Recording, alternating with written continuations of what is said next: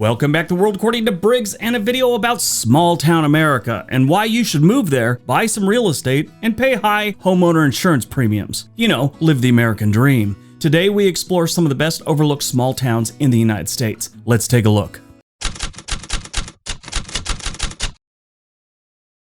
Number 15, Starke, Florida. Starke sits in North Florida between Jacksonville and Gainesville, the part of the state where tourists blast past on the interstate while arguing about Disney ticket prices. On paper, it looks like your typical rural county seat. Small downtown, courthouse, few older neighborhoods, and more 30-year-old pickup trucks than HOA meetings. Historically, the town grew on rail and agriculture, then shifted into a service hub for Bradford County with US 301 funneling traffic right through town. Modern Starke is a mixed bag in the most small town Florida way possible. It's got low incomes, not a ton of job variety, and crime rates that are just a hair below the national average. Is this the best town in Florida? I don't think so, but people still raise families here, go to church, work regular jobs, and complain about the same stuff everyone else complains about: taxes, gas prices, and why the McDonald's ice cream machine is always broken. You're close to Gainesville in case you need a hospital, big box shopping, or the thrill of sitting in college town traffic. Day to day, it's local parks, small restaurants, mom and pop shops, and that eternal Florida pastime, watching the weather radar and deciding if you need sandbags this week or not.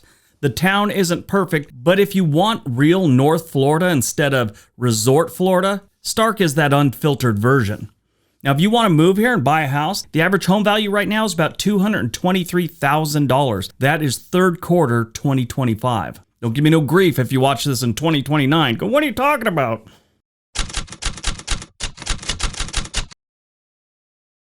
(14) Falls City, Nebraska. Falls City started in 1857 as a classic Great Plains crossroads town, positioned to serve not just southeast Nebraska, but parts of Iowa, Kansas, and Missouri. Railroads turned it into a distribution point, and by the early 1900s, it had poultry packing, dairy processing, banks, schools, and all the trimmings of a regional commercial hub.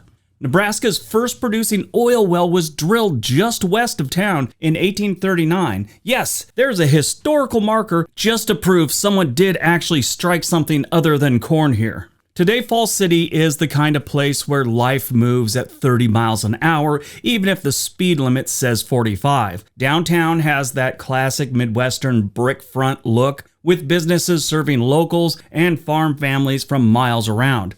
It still functions as a service center: groceries, hardwares, bank, schools, and clinics for a wide rural area. The town leans heavy into community events, parades, festivals, sports, and a steady calendar of local happenings that keep people from going stir crazy in January. Living here means you're a bit of a drive outside of several bigger metro areas: Lincoln, Omaha, Kansas City, and Topeka. You're far enough away not to be brought into all the big city stuff, but still close enough if you need to see a doctor or a specialist. You trade nightlife for knowing your neighbors, and you measure rush hours by how long you have to wait behind a tractor. For people who want actual small town Nebraska instead of suburban sprawl, Falls City checks every single box. If you want to move here, currently the average home value is about $101,000. Number 13, Walnut, Iowa. Walnut exists because of railroad stops. In 1869, Walnut Creek Station became a water spot for the Chicago, Rock Island, and Pacific Railroad. Land agents plotted the town, merchants opened up stores, and a typical prairie settlement grew up along the tracks. For a while, it was just another farm town, until locals decided to lean all the way into antiques. In 1985, the governor officially declared Walnut Iowa's antique city, and the town never looked back.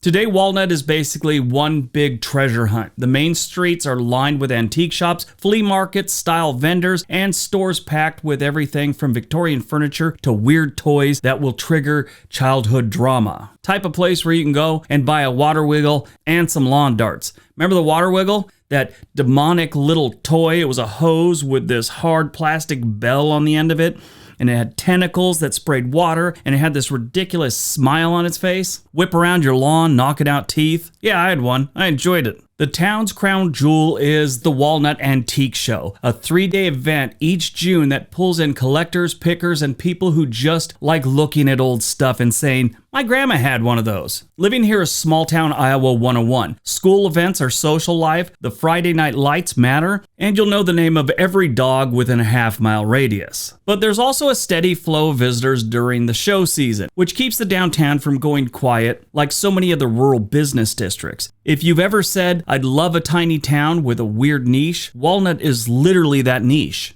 Now, Walnut is a very small town. They have less than 1,000 people, and houses rarely come up for sale, but if you find one, the average home value here is about $193,000.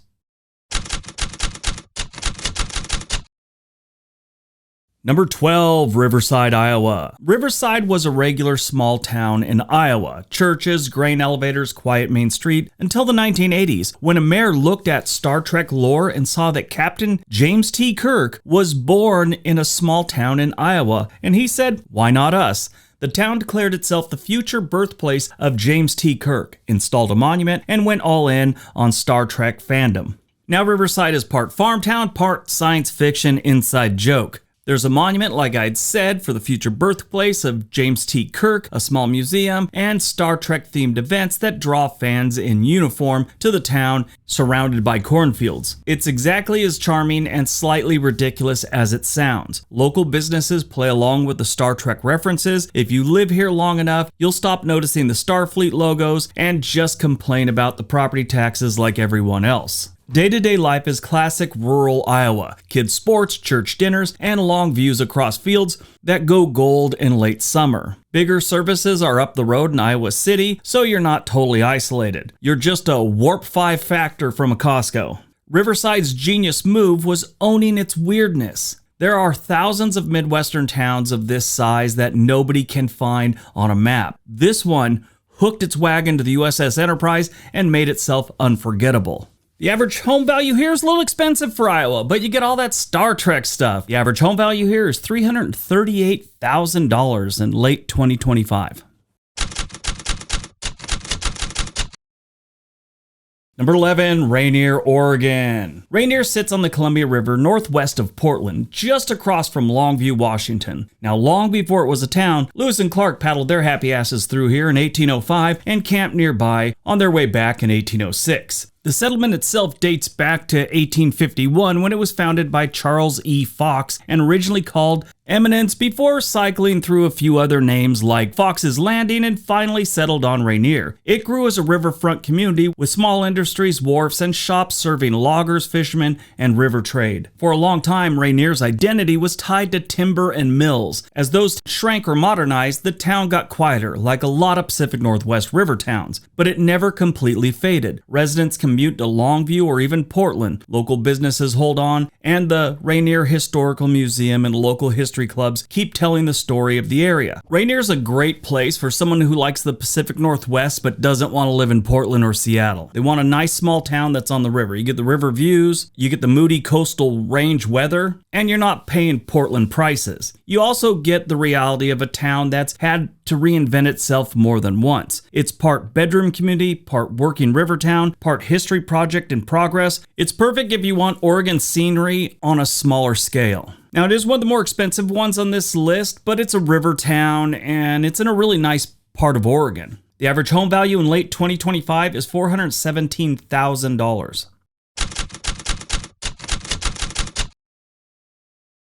Number 10, Tamaqua, Pennsylvania. Tamaqua sits in a narrow valley of Schuylkill County, smack in the middle of eastern Pennsylvania coal country. The town grew up around mines, railroads, and associated industries, layering row houses and Victorian commercial buildings along the hillside. Like most coal towns, Tamaqua took some serious punches when mining declined. By the late 2000s, around 250,000 square feet of interior space downtown sat vacant, including 40,000 square feet at street level. The borough identified upper story revitalization as a top priority, digging into how to bring people and businesses back upstairs, literally. The wild part is, it's working. Over the past decade, Tamaqua's downtown has undergone a streetscape overhaul and a push for small business development. What I really like about this town, and I think it's funny, 8 years ago they elected a mayor. He's still there. He was 19 when he got elected. Now, this is a town that is being revitalized. They're doing a good job, but you're still living in coal country. This isn't suddenly Brooklyn with mountains, but it's one of the rare former mining towns that decided not to just rust in peace. The average home value is $148,000. You can get a home here for under $150,000. It might need a little work, but it's $150,000. Just poke it around on Zillow. If you're looking for something that's not going to need a whole bunch of work, probably ready to move in, might need a coat of paint, somewhere around $215,000 will get you in.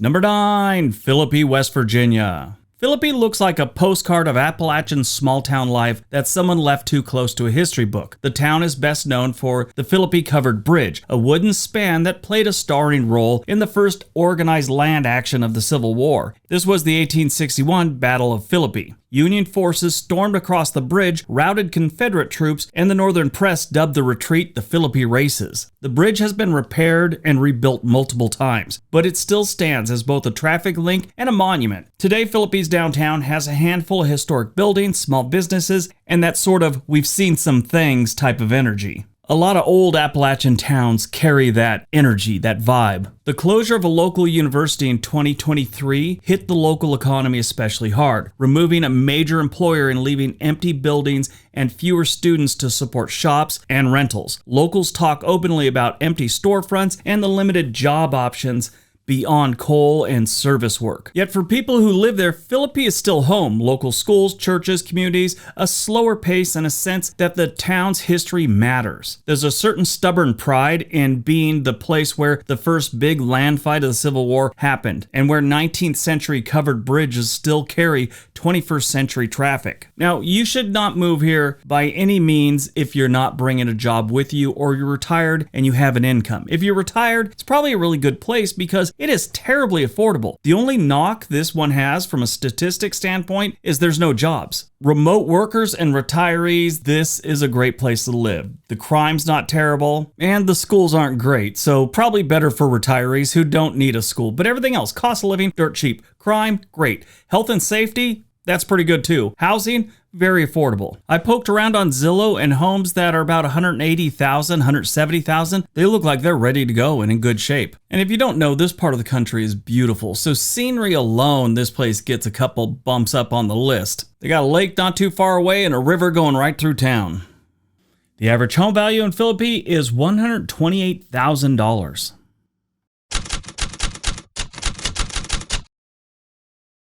Number 8, Cynthiana, Kentucky.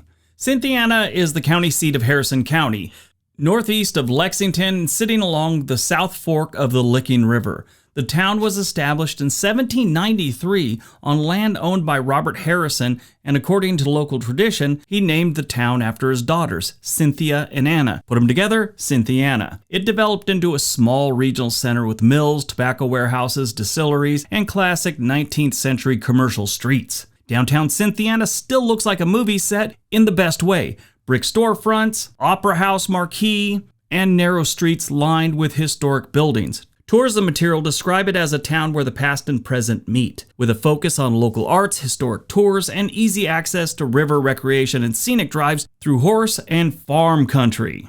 In modern life, Cynthiana functions as a real working small town, not a museum. You've got schools, local eateries, small manufacturing, courthouse traffic, and weekend events that pull residents into downtown. Housing is generally more reasonable than in like Lexington or someplace like that. So if you move here, you can own a house and still afford gas to mow your lawn. There's also a growing interest in ghost tours and paranormal stories at the Opera House, because if your building has been standing since the 1800s, somebody's going to insist it's haunted. That's how it is. But if you do want to buy a house, it is affordable. The average home value is $224,000. I poked around, you can get something decent for $250,000 to $270,000. They do have some really nice ones that are a lot more expensive. Number 7, Martinsburg, West Virginia. Martinsburg was founded in 1778 by General Adam Stephen and became an early transportation and manufacturing hub thanks in large part to Baltimore and the Ohio Railroad. Rail yards, mills, and factories helped it grow into one of the key towns in what's now West Virginia's eastern panhandle. You'll still see handsome older buildings, warehouses, and a street grid that clearly assumed everyone would be arriving by train forever. Not a bad place to live. You're about an hour and a half outside of Washington, D.C., so if you got a very high-paying job there, it might be worth the trip. I mean, I wouldn't want to commute it every day, but if you're one of those jobs where you can work 3-4 days from home and only have to go into the office once a week, might be really worth the deal. Today, Martinsburg has about 18,000 residents and is known as the gateway to the Shenandoah Valley, a small city that feels more like a town once you get off of the main road. It's also considered by some as the fastest growing city in West Virginia. Now, even though it's a smaller town, you got the everyday amenities that you'd get in a much larger city. Hospitals, big box stores, schools, plus a downtown with restaurants, coffee shops, and historic homes. There's still an industrial edge, but the economy is more diversified now with distribution centers, healthcare, retail, and government-adjacent jobs. You could spend Saturday hiking in the Shenandoah Valley, Sunday poking around Civil War sites, and Monday morning stuck behind a Maryland plate that doesn't understand left lane etiquette. Martinsburg isn't a polished tourist town. It's an actual working community in a scenic region of West Virginia. The average home value in Martinsburg is $301,000. It's a little expensive for West Virginia, but it's a decent place to live. Number 6, Manheim, Pennsylvania. If you recognize the name Manheim, it's probably from the auto industry. Manheim has the world's largest wholesale auto auction, running 33 lanes and facilitating the sale of more than 450,000 vehicles a year. That operation brings in dealers and buyers from all over the country, injecting a weird amount of economic muscle into a place that looks like a Pennsylvania Dutch farm town. Outside the auction complex, Manheim is small town Pennsylvania. Churches, brick storefronts, tidy neighborhoods, and farms rolling out in every direction. It's kind of a weird place because it's very much a farm town with an auto-centric undercurrent type thing. It's weird. Community life here revolves around school events, church gatherings, and local traditions like farm shows and car shows, where people show off everything from restored tractors to muscle cars. Living here means you get Lancaster area scenery without being stuck on a tourist bus. You're close to bigger job markets in Harrisburg and even Philly if you're stubborn, but your daily view is more likely to be cornfields and auction traffic than skyscrapers. This is another one that's a little pricey, with the average home value being about $370,000. Number 5, Georgetown, Kentucky. Georgetown began as a traditional Kentucky town. County seat, small college, surrounded by farms. That alone makes it pleasant. Older homes near the center, a walkable downtown, and green rolling countryside. But in the 1980s, everything changed when Toyota picked Georgetown for its 5th wholly owned U.S. manufacturing plant. Ground broke in 1986, and by 1988, Camrys were rolling off the line. Today, Toyota Manufacturing Kentucky is the company's largest vehicle plant in the world, capable of producing around 550,000 vehicles and 600,000 engines annually, with roughly 10,000 full-time employees. That single facility reshaped the local economy, bringing in suppliers, new restaurants and housing, and even Japanese grocery and eateries. Recently, they upped their investment in the community by putting $1 billion on hold for a new paint facility and early funding for an SUV production line. Yeah, Toyota and Georgetown are not separating anytime soon. Despite all this industry muscle, Georgetown still feels like a small city with a college town streak. Georgetown College gives it some academic flavor, downtown has old brick Kentucky look, and you're right in the middle of horse and bourbon country. It's one of the rare places where you got a factory town that's still kind of beautiful. The average home value here is $327,000. Not bad.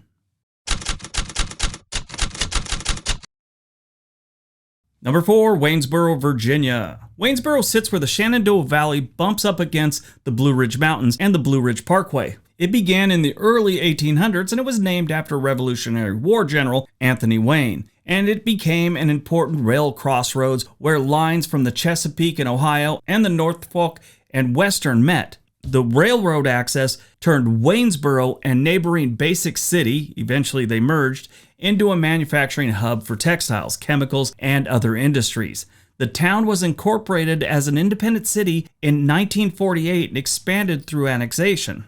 They also got a little Civil War history here. 1865, the Battle of Waynesboro marked the last major conflict in the Shenandoah Valley and helped close out Confederate resistance there. Modern Waynesboro is a mix of old industry, new logistics, and manufacturing.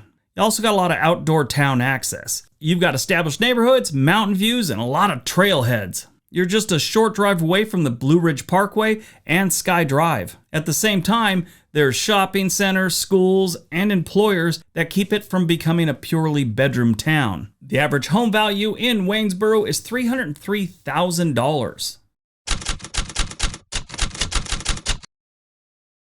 Number 3, Jonesborough, Tennessee. Jonesborough is Tennessee's oldest town. It was actually founded in 1779, 17 years before Tennessee even became a state. It was laid out as a planned community named for North Carolina politician Willie Jones and served as the seat of Washington County. Early on, it was even a political center of the short-lived state of Franklin experiment, where the frontier settlers tried to form their own state.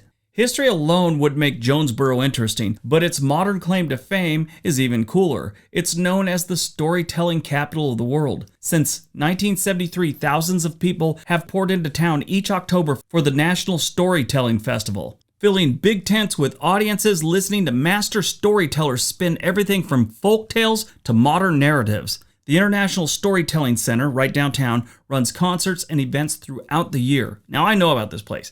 I am a big fan of storytelling. I like to tell stories. I like to write stories. I write my scripts. I tell you about my life. I love storytelling. That's how we communicate as people. This is one of the neatest towns to visit if you ever get a chance. If you move here, prepare for October to be your Super Bowl. Streets filled with visitors, tents pop up, and the town becomes one big stage for people who can hold a crowd with nothing but a microphone and a good story. The average home value in Jonesborough is $322,000.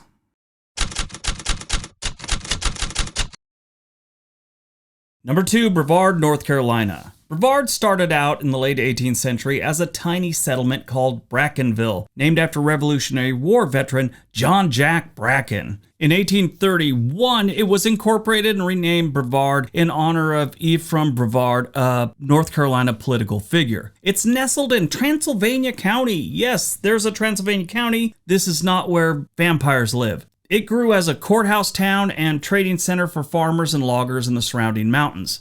Over time, it picked up rail connections, a college, and a reputation for scenery that borders on unfair. Today, Brevard is a full-blown outdoor base camp and small city hub. It sits near the Pisgah National Forest and is surrounded by hundreds of waterfalls and miles of trails. Tourism and outdoor recreation share the spotlight with arts and culture. This is one of those southern towns where you might be late for work because fog on a mountain road just as easily as you ran into someone downtown and needed to chat. If you've ever thought to yourself, I want a real mountain town with actual locals, not just vacation rentals, Brevard belongs on that list. Just don't tell everyone, or it'll end up ruined like the last place Instagram discovered. This is another one that's a little expensive, with the average home value being about $465,000.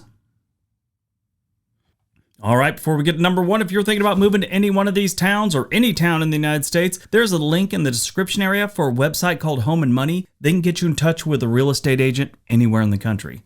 All right, on to number 1.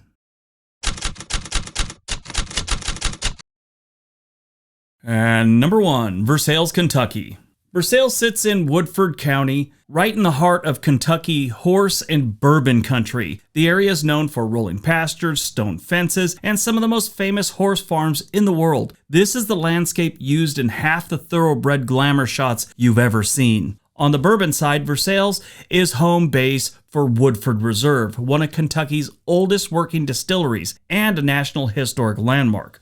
Woodford Reserve also plays a starring role in the Kentucky Derby's mint julep operation, supplying the bourbon for roughly 120,000 drinks. Despite that, Versailles itself flies under the radar. Downtown has historic brick buildings, local shops, and restaurants, but hasn't turned into some theme park version of Kentucky. It's still a functioning county seat with schools, neighborhoods, and people whose idea of a wild night is high school football followed by pie at a local diner. Now, you're close enough to Lexington, so that's not a big deal. You got a somewhat of a big city. It's big for Kentucky, but you're still in, beautiful scenery. Housing here isn't cheap. This part of Kentucky is one of the more expensive parts of Kentucky. Doesn't mean the town ain't great. Versailles is one of those places that's pretty nice, but not many people outside of Kentucky and maybe the surrounding states have ever heard of. That's part of what makes it worth considering. The average home value in Versailles is $349,000, almost $350,000. Like I said, it's not cheap, but it might be worth it. All right, that's today's video. Hope you guys enjoyed it. Hope you got some information out of it. Now go out, have a great day, be nice to each other.